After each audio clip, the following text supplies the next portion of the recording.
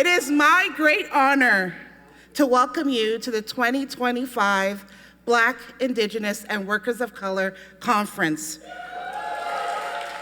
The conference theme is rooted in resistance, healing, justice, and solidarity. If this past year has taught us anything, it is that resistance is one of the most powerful tools working people have to fight against injustice. While Trump and his friends have been busy clawing back equity programs, stripping away hard-fought wins for human rights, and implementing tariffs aimed at stealing our jobs and industries, we've been resisting as a union every step of the way. We know that advancing equity is tied directly to our fight for good jobs, fair wages, and strong collective agreements. This year has shown us again and again that when we fight, we win. These are disputes largely led by Black, Indigenous, and workers of color, and they are winning amazing collective agreements and building our union in a truly profound way. So one of the biggest things we got from the picket line was a new line of leaders, these workers that feel now more empowered. This is the 12th year that we've hosted the BIWOC Conference, and this is the biggest one yet. It's all the Unifor locals, all the BIWOC members across Canada. They're coming here to celebrate, to learn. That's actually my very first, but I am super excited for it. C'est une nouveauté pour moi, ça m'a beaucoup impressionné. J'ai été rassuré de savoir que on n'est pas tout seul. It's really important to hear shared stories, to build more community and build more allies and network, right? And rebuild our union. I absolutely love the opportunity just to get to know and see and hug people. So. And putting together something around reconciliation, I thought it was really important that we do this panel. What you're seeing is the long-term result of the separation of Indigenous people through colonialism, bureaucracy, politics, from where they can thrive. Survivors estimate that there were over 30,000 Indigenous children taken from their families from the 1950s until the 1980s. From 1915 to 1975, Indigenous children faced heartbreaking separation from their families. My mom, she ran away from the school. The matron shaved their heads bald, all three of them. C'est extraordinaire d'entendre ce genre de trucs. Parce que nous autres aussi, on a vécu l'esclavage aussi, vous comprenez? South of the border, and it's affecting what's happening right here in Canada. A lot of rollbacks of equity-seeking groups.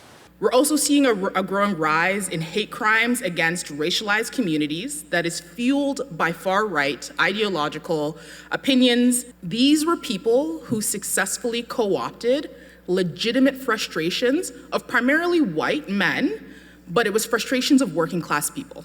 Donc, ils utilisent des stratégies par lesquelles ils vous font sentir que vous faites partie d'une famille.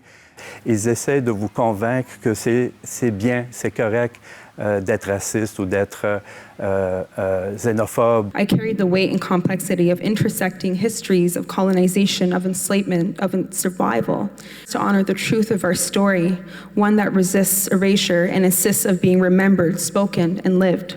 We need to educate the rest of our membership, the rest of the union that aren't affected by the issues and the problems that some of our members are going through. This conference is rooted in resilience.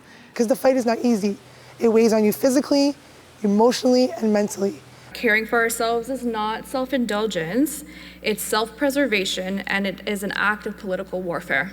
Reclaiming care means looking back to the wisdom of our communities, ancestral rituals, shared meals, collective rest, mutual aid, storytelling, and the simple act of just showing up for each other. So there's a lot happening at the conference this weekend, especially the vote for the National Executive Board. Vraiment démocratique aussi. Chaque personne avait leur chance pour pouvoir faire, pour pouvoir se présenter, pour pouvoir se parler. Ça, j'ai vraiment aimé. We were talking about the rights, demonizing groups like immigrants. And yes, we must resist the exploitation of migrant workers in Canada, who are too often treated as disposable labor. We went out sometimes 5 in the morning until 10 in the night. No overtime pay, no day off. A whole lot of workers came off a bus, and they didn't have winter coats on. We're talking about January. These are laws that need to be abolished. and we could do this together so nobody needs to work 70, 80 hours again. Get involved with organizations supporting migrant workers. J'ai appris beaucoup, beaucoup, beaucoup. Et j'espère que j'aurai toujours la chance de revenir ici pour pouvoir apprendre encore. And then we can fight together and keep building this solidarity. Podemos tener una mejor condiciones de trabajo, mejores salarios, mejores vacaciones, muchas ventajas que no nos podemos imaginar cómo ayuda un sindicato. Let's go back to our communities, to our regions, to our families, to work on a better future. A future that we all know is possible. You are the hope to build a better world. And let's keep finding the fire we need to fuel the fight to protect Canadian jobs and the rights of working people.